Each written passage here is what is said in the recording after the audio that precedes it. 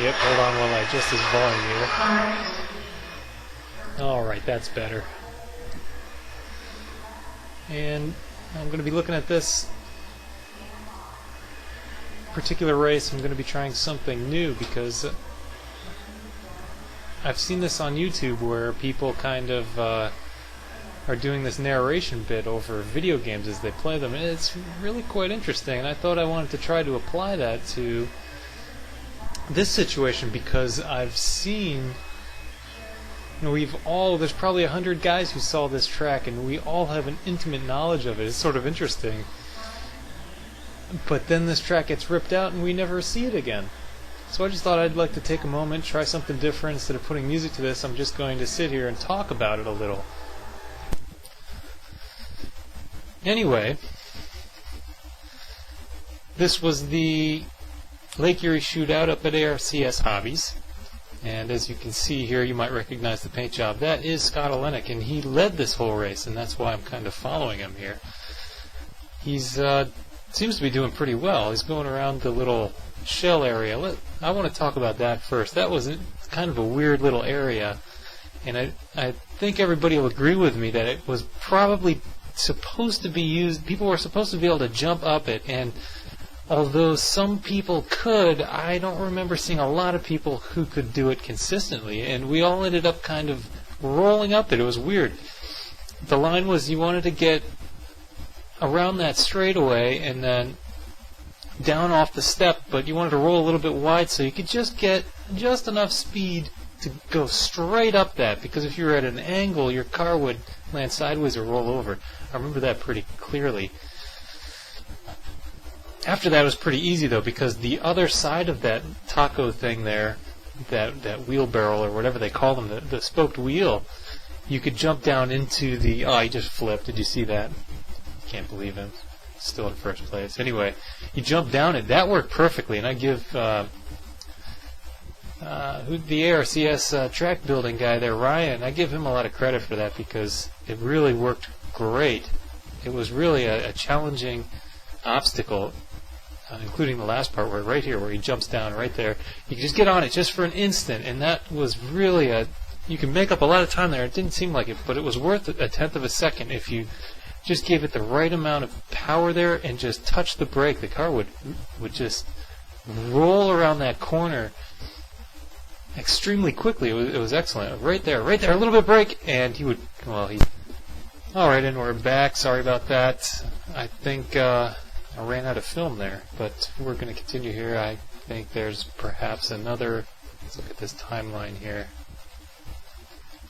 Yeah, easy, another 4 minutes or so I can pick up where I left off, and we're here with, this is Dan Griffin tearing it up. But I'm gonna sort of kind of try to pick up where I left off. You see the guy in the chair right there? If you rewind to the beginning part, you'll see Paul Hahn sitting there. A little tidbit. Yep, there he goes over the crazy jump that was built there in the middle, thanks to Ryan. It's just, that thing was obscene. It was very complex, but as you come around this corner, I was talking about how you come off this little jump and you give it just the right little punch right there, and the trick was getting the right punch, because you give it too much and it would break loose, or you don't give it enough and you're not gaining what you should have gained right there. Oh, there's Scott over there in the upper right-hand corner.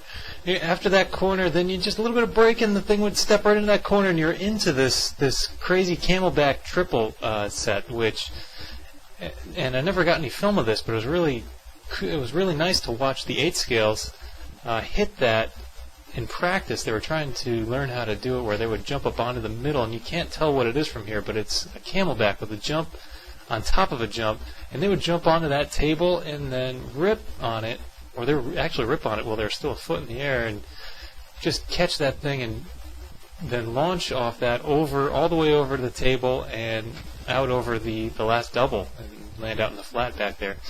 But Dan's doing this in miraculous style, just did it every time, I think, in this run. This is a qualifier, perhaps the second qualifier or so, and just put it in the right place. And you'll notice too in some of these runs, when he gets it right, he sails way out see that he landed out there in the flat, which was definitely what the fast guys were doing. I'd like to land my car on the downside of that jump, but the fast guys were able to come out of that so much quicker and land the car about 10 feet out past the second double, which had a kind of bit of downside to it on its own, and it really made them a little bit faster. So Dan tended to do that, I'd say maybe 1 out of 3 laps, and it really helped him out. I don't think he did get two-wheel drive. He probably was pretty high up there. I think he got beaten by that guy from down in southwestern PA. Pretty good kid. But anyway, so then after that you got you have this weird triangle thing that was kind of crazy, but you wanted to get up that hill and around that corner, and which was pretty easy, but you had the weight was lifting off your car as you went into that corner, so you kind of wanted to slide it around that a little, and it was tricky to get the right speed into that because it was a delicate situation where your car was lightened, as you can see right there. It goes up, flat, down. On the downside, that's easy. Everybody knows. You just give it a little squeeze there while you hit that transition, little inflection point there. Really helps you get the jump through there. But then you had the crazy triangle, which you had to hit one way certainly every time, otherwise it would throw you funny. And that, I don't know if it was interesting or if it was just a hassle, but everybody seemed to deal with it in their own way. It looks like Dan is hitting it right on the peak every time. Oh, did you see that was Mad Wheels right there? Yeah, that was surprising. I keep on getting cut off here right, when I'm getting into something, but he almost flipped it right there. It actually seems to have caught it right before it flipped all the way over. Counter steered and brought it back. That was pretty good. I think we've all done that a couple of times, but catch it on film, that's another story altogether. This is, I think, an infamous run here we had. Who's that? That guy, he's up there, he's an ARCS driver, and right here he tubes it. He's TQ, and bam! All done. Goes down 5 positions. I remember he set that TQ on the first run. He set that on qualifier 1 of 3 qualifiers. That's unfortunate. Anyway, even this guy here, this is Braden. That's the guy I was thinking about earlier. I couldn't remember his name. He's just a teenager out of southwestern PA. He's might have quite a future ahead of him. But you see that? You see how he was landing very deep in there, and I think he did that every lap. Nice downside there, but as he comes around, technique is perfect. Drives up that because you can't get over it. Down, nice acceleration.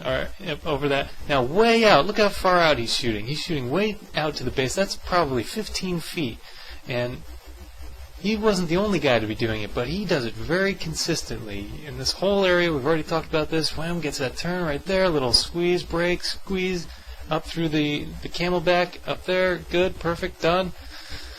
So he was launching way up there, and I don't think I have any video of anybody else here right now. Well, I guess Scott, if we look back at Scott, you